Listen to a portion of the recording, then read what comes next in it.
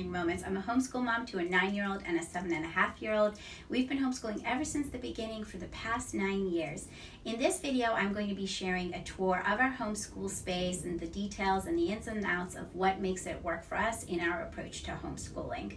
I'm always a little hesitant to share homeschool room tours because I never want to make anybody feel like you need a homeschool space in order to homeschool your child. And everything that I share with you, I want to empower you to know that you are everything that your child needs. And I want you to know that homeschooling looks different for every family. So please take from this the bits and pieces that might be helpful, anything from organizational tips to aesthetic vibes. And just know that you do not need a space in order to homeschool. We started with baskets at the kitchen table.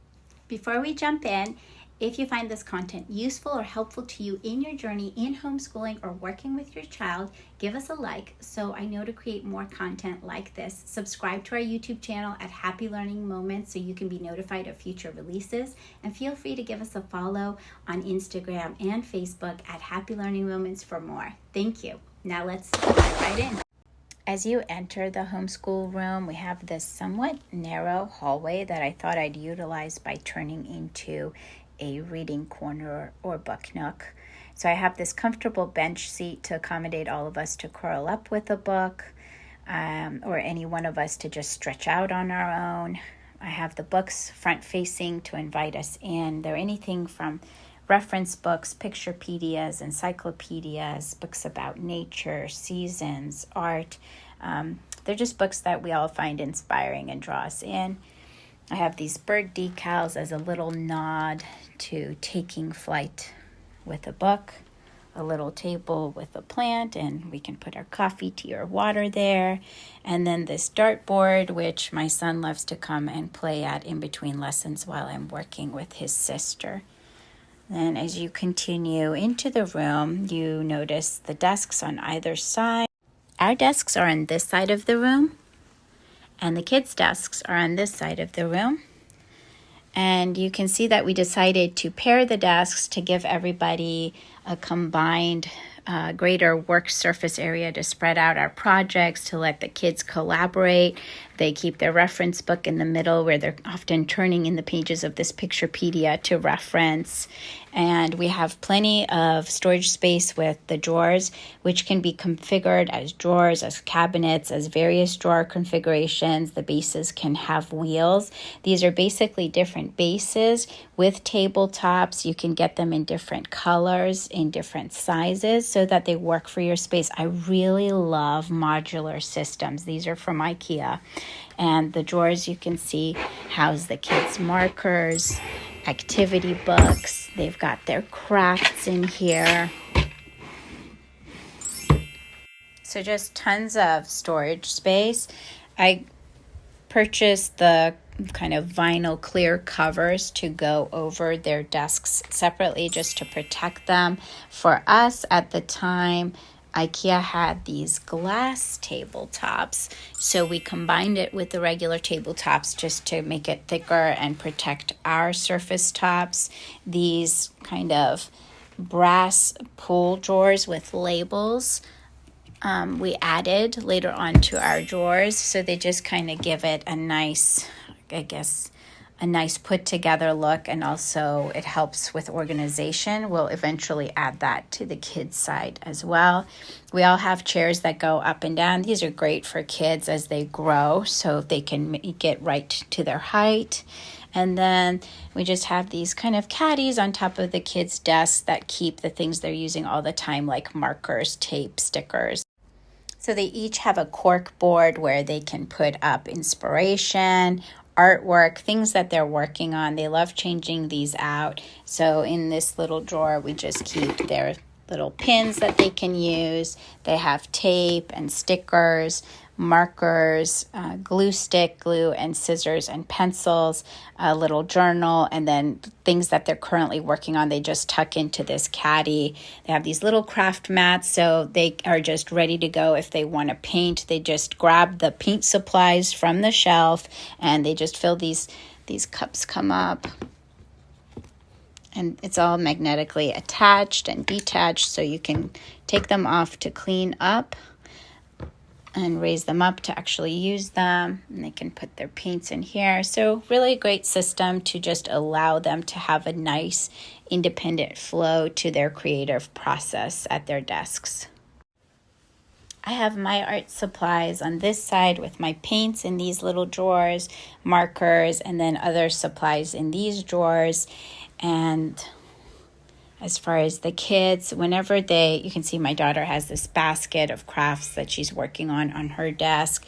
And as they make artwork, they bring it up and they put it on these magnetic wall displays on either side of our chalkboard.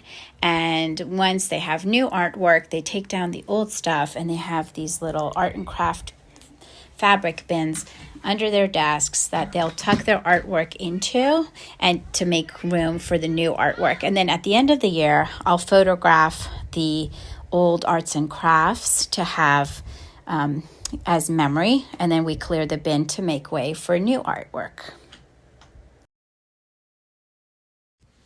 This is the heart of our homeschool space, where we do our large projects, our group projects, our one-to-one homeschooling lessons. All of that happens at this table. I needed a large table here because I also hold art classes at different times throughout the year, and it's nice to have a big space for everybody to spread out. This table actually has a extended leaf that can tuck right into the table. I just keep it extended all of the time because even when just we're using it, if we're working on a handiwork or art project like you see here, then we can just kind of push it to the end of the table and we can still sit here to work on our homeschool lessons without having to do much cleanup.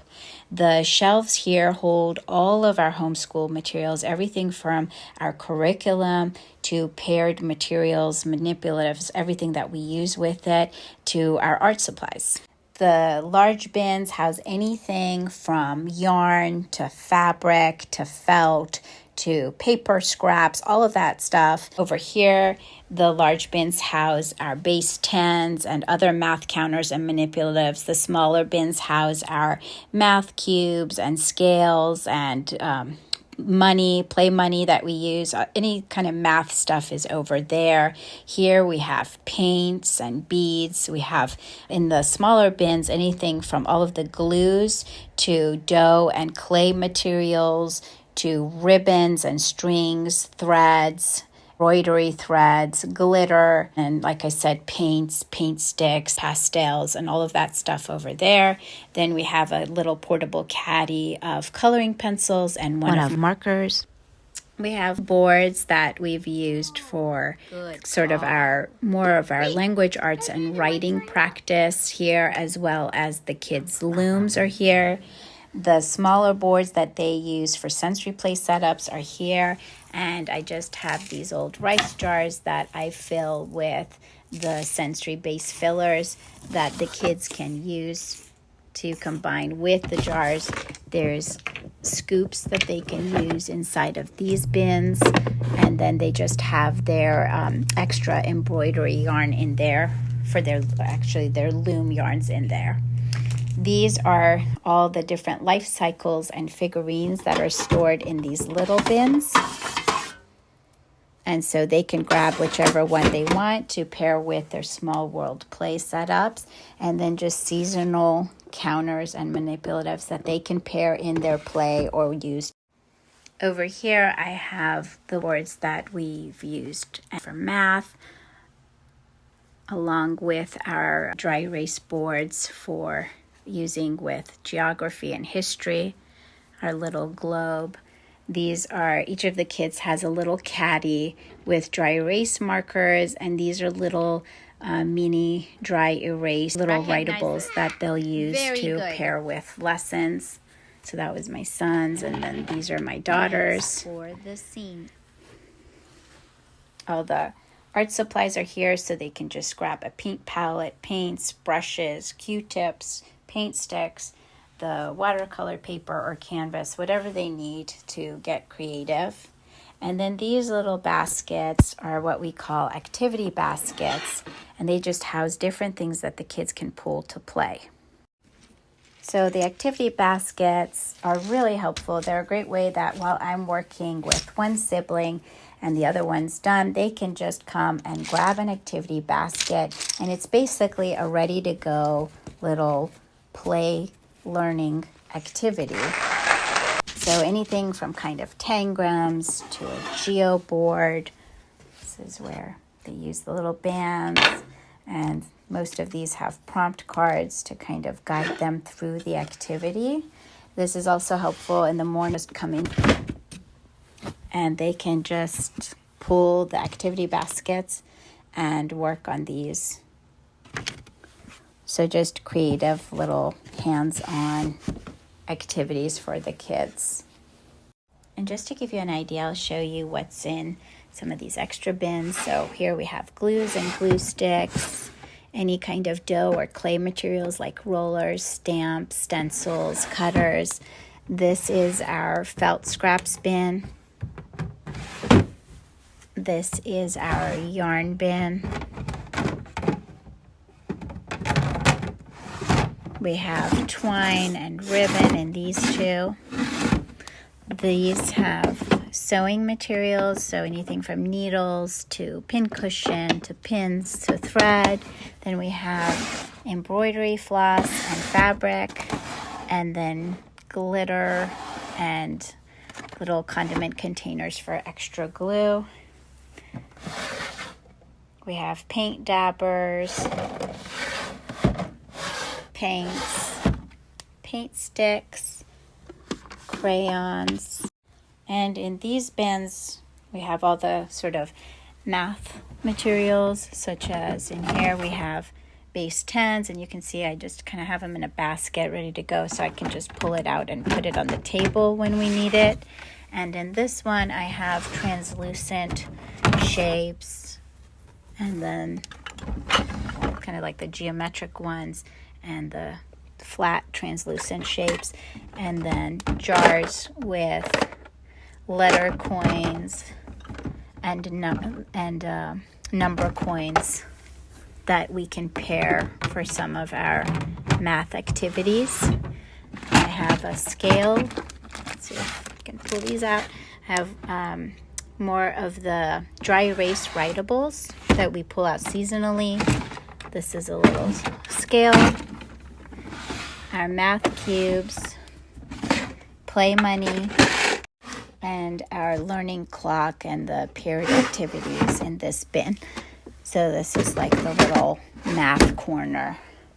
And then some art and drawing books, activity books are over here.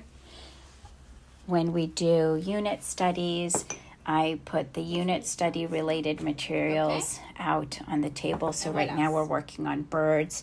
So I have a drawing birds book, a ducks and hummingbird guide, a little birds of prey game, and then a couple of paired readings, but we'll have more in other areas of the house. But this is kind of our main spot here. Each of the kids has one of these little kind of weekly visuals of their days, of what they're doing each day, and they can kind of check it off. And over here is our chalkboard wall, and it's a magnetic chalkboard, so we can hang things on the chalkboard as well. And then we have those magnetic art displays on either side of the chalkboard. A little step stool. This spinning shelf has ready-to-go art activities on it, in the same vein as we have the ready-to-go activity baskets. So these are great for when the kids come in here in the mornings and I'm getting ready or I'm doing something else. They can just come in here. They spin and choose. So on the top we have these markers, and I have these papers folded in half paired with some stickers so they can make storybooks. Mirror with paper and pencil for doing self-portraits, some paints and a paint cup. And then over here I have embroidery loops and the instructions and the floss, some sewing, beading, rubber band looming, origami booklets, and paper. We have these pattern scissors with construction paper and the little pattern stamp. Over here we have watercolors paired with watercolor paper, coloring pencils with some paper and nature books, and then these are more folded paper and markers with stamps for making kind of comics. I think it really helps us to sort of have things out so that the kids have access to them and they see and know where things are, so we can do things together, but they are also free to explore independently. If you found this content helpful, or you have suggestions for future content, or there's anything that I might have missed, please let me know down below. Otherwise, wishing you a year of happy learning ahead.